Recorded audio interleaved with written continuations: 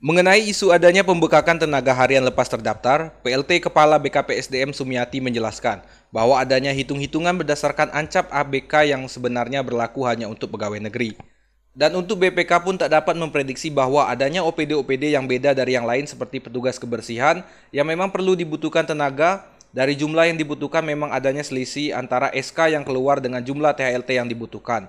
Untuk hal tersebut akan dilakukan evaluasi terhadap THLT tiap bulannya agar mendapatkan jumlah yang ideal.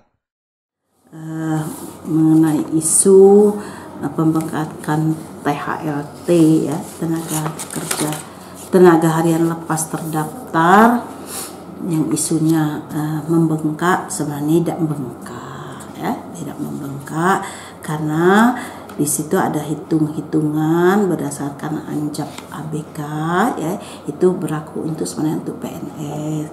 Namun untuk orientasi kita untuk perekrutan THLT ini kita berorientasi ke situ dan hasil temuan dari BPK itu tidak memprediksi bahwa ada OPD-OPD yang memang butuh beda dengan OPD yang lain.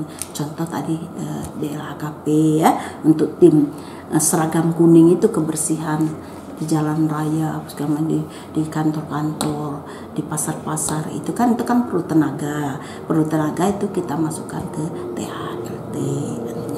Jadi jumlahnya, kemudian seperti cleaning service, penjaga malam, kemudian ada misalnya di pertanian ada penyuluh pertanian honorer itu kontrak itu ya, THLT kita THLT. Jadi sehingga ada selisih ya yang idealnya dan dengan jumlah yang sekarang ini. Itulah mungkin yang dimaksud isu tadi pembengkakan.